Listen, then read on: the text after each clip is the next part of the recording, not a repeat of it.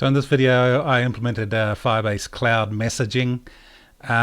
First I'll give a demonstration of how it should look like when it's working, so I'll show that on an Android device, but I'm also going to go over some of the problems I had with it and some of the alternatives I'm looking for. So this is FCM Firebase Cloud Messaging. Let's have a look at how notifications should work. So I'm on my Nokia Android phone, I'm signing into the application. Then I'm going to my profile, and at the bottom of my profile I can subscribe for messages to be sent to this device. So triggered messages should now go onto this Nokia device. So I've got my LupinCorp application open. I'll go over to the mailbox. Let's open and close it.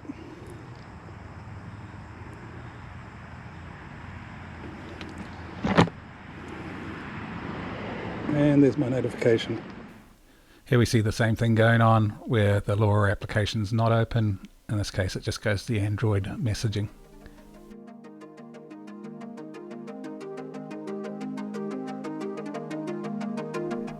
Okay, right up front, let's have a look at some of the challenges I had with Firebase Cloud Messaging. So one problem I had was it wasn't granular in the way I wanted for my application, so really it ties to a Firebase project and a certain device.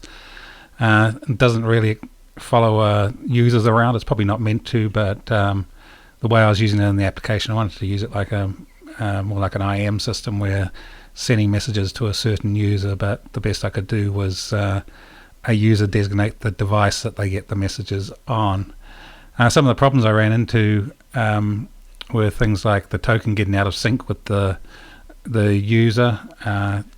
There's not an easy way to get the tokens for the messaging that are assigned to on a device. It gets confusing when you have users who might use multiple devices, and it gets even more confusing where you have shared devices where it may be a laptop that might be used by multiple users. That's really not supported by FCM at all. So it could be confusing if, again, on the shared device, if you send a message to that device thinking one user's on it and a different user receives that message. So not really what I wanted. Some of the gotchas, I found that the Firebase libraries must be at least 7.16.1 or messaging fails. I lost a few days trying to work out what my problems were until I worked out it's really just getting the libraries up to a fairly recent version. I tried using Material, the Mat snack bar, to show the messages. That didn't really play well with the messaging. I think it might be some sort of problems with the ng zone construct. But I found that I had to go to a more simple method of just throwing a banner up on the application and then manually telling it that or triggering the Angular change detection to get that banner to show. Kind of the biggest problem I had with it was I couldn't get it to work as a PWA on iPhone or iOS devices, both for registering a device for getting messages, and because of that I didn't receive any messages as well. So that's one big gotcha for me, because I really want the messages to go to my iPhone so I get the notifications coming through to my connected watch. So that's probably going to be the main reason that I don't go too far with this using the messaging. So some of the problems I also had was the FCM API on the Angular client is limited. You can really only just do two things. You can subscribe for messages, request a token. Some of the problems you run into is the local device token is stored in the browser applications session or session information. So if you clear the local session database, you lose your token. You have to register with the notifications again. It's actually stored in the IndexedDB structure.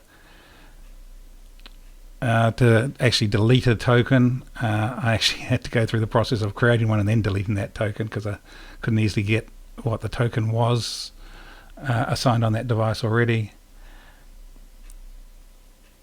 And because it's not clear whether the device has the particular user's token assigned, the user can easily forget that they've got a token already assigned there, or be sure it's assigned to that device, so that gets confusing as well.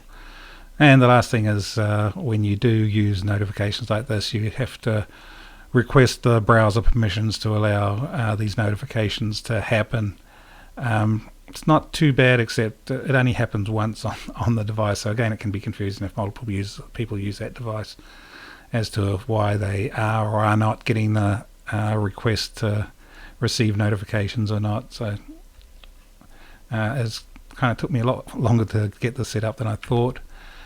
And just to give you an idea of the problems I was having with multiple users and shared devices, this is my initial thought was I could have, for a particular user, keep track of all the devices and their notification tokens that they have, and then send the device, say, to the first user, it goes to their 2 devices, send it to the second user, it goes to their 2 devices, send it to both users, and it goes to all 3 devices. It'd be nice if that worked, but you can really just have one device associated with a user. And so I sort of went down this method. So even here you could still have either of the 2 devices assigned for a user. My recommendation now to users using notifications is just to assign their mobile or their personal device, because you can only really have one device assigned per user, in which case it'd just be, in this example, T1 for Anne or T3 for Tim would be the primary mobile devices for those users. Don't try and send it notifications to shared devices, so really just make notifications very much a personal device type activity. But you'll see later on, after I've set this all up, I still didn't like it, so I'm going to go down the route after this of seeing if I can set up SMS and sending messages from triggers to users' SMS accounts rather than using the notifications, because I think it's a bit kludgy, especially for the application I'm trying to do. I put links for some of the resources I used to do FCM messaging down below. So first, on your Firebase project, go to project settings. On the second tab, cloud messaging. This will have details about the cloud messaging server keys that you really need. In the Angular project, go to your manifest, web manifest file, add this GSM sender ID and enter the GSM sender ID key from the Firebase project settings. Also in the Angular project, create this Firebase messaging service worker.js file. This is what's going to deal with the messages as they come in, and fill it in with these details. Again, some of those resources will have details about what this the content of this file should be. Important stuff is it's going to have the project settings from the Firebase project, and down here this is one that took me a few days to work out. I had to have the Firebase.js at 7.16.1. Also in my package.js file, I had to make sure that Firebase was at 7.16.1. Now in our Angular.json file, go into the build section, and we're going to need to make sure that the assets that get included with the build is that Firebase messaging software.js file as well, so the service worker makes it out when the build occurs. Now use the Angular CLI to create the messaging service. This is the messaging service over here. A lot of this is copied from some of those other resources I provided at the beginning. So I did make some changes here, so really I'm only creating the observable on the onMessage activity. Also down here you see I'm passing the user to these 2 service functions. So for requesting a permission and a token, I pass the user and then set the whatever the token is in the user record, and same thing for deleting a token. I pass the user and then whatever the token is, I delete it from the user record, And then this is a little bit of code that shows how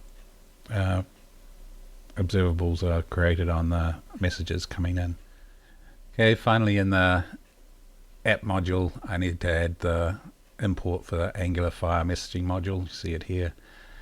And that's the basic code that's needed for messaging. I'm just going to go look at my user component because I added the registering for messaging over in the user component.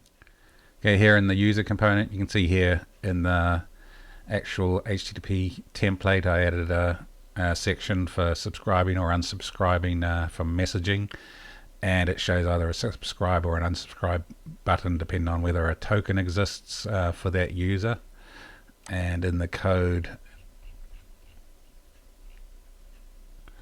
we can see the code here, and it's really just calling those messaging services functions to register or unregister a token for that user. Okay, finally in the app component, I set up the banner that shows when a message comes in. So you see in the HTML here, the app component mostly contains the toolbar menu, but below that I've added this div which becomes active and shows a banner if show alert is set to true. And if we look at the code in app component, so I use the messaging service, I register for the receive message observable, and then I subscribe to that, the current message that comes from using that function. And if a message comes in, it calls show message function for that message. And so this is the actual function to show message. So if the message coming in comes in as an object, if it has a notification and title properties and notification and body properties, then it's going to set up the show alert, set it to true, and this is the important part. This took me a while to work out as well, as I have to manually fire off a detect changes on the component. And when the user clicks on the banner, we'll see an example later on, then it's basically going to turn off the show alert flag and then do another detect changes to get the user to actually see the changes. Okay, we're almost there. So final part, up in my cloud functions, Firebase functions, we've looked at the trigger function in the last video, and I got to the stage here where we have a switch statement, and if the trigger says send a notification, so this is the new part, is I've got a new routine called send notifications, which passes on the trigger information, the actual event document, and the application document associated with that trigger. And here we see the code for send notifications. So depending on how many users are associated with the application, it will send a notification to each user. So it goes down here and resolves the list of users associated with the application. And for each user, it then goes and calls send notification singular, which it passes again the trigger document, the event document, and the user document. And then finally down here, there's the code that actually sends the notification users using FCM. So basically builds a payload document or object which has whatever title and body I want to give to the message, which comes from the trigger document in Firebase for that particular trigger. And then it calls admin messaging send to device, passes the user's messaging token that got set up when we were looking at the user component just before, and then that payload object, and that gets sent out to the user's device they've got registered. So let's have a quick look at a quick example of that running.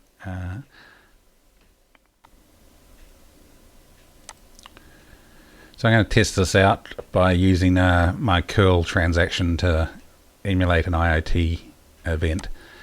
So first I'll log in to my application.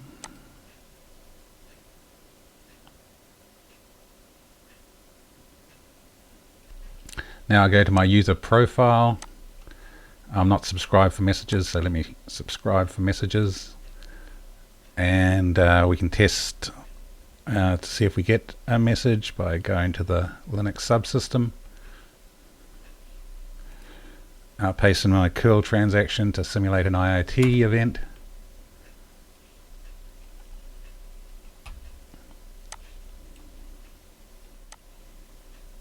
And there's my message. Curl trigger, hi from curl, and I can close that up. I can try setting another one. Probably the second one's going to be faster once everything's warmed up in the functions. And there's my message again. And if I leave the page and trigger that again, because I'm not in my ourLora application, what I should see out in my messages, here we go, we see the message comes into the normal Windows messaging system. So that's all good. But as I said, the big problem I had was it didn't seem to work on iOS devices. I didn't have a good way of debugging things on an iOS device. I may come back around to that. But my real use for using messaging was for things like when I open the letterbox, have a message go to my iPhone and show on my watch when, in that case, the letterbox gets open. So if it's not working on iOS, notifications didn't work too well for me. So what I'll be doing is I'm going to add another trigger action type for sending SMS messages. So just use SMS to send messages to my iPhone and other devices rather than going through the Firebase Cloud Messaging service.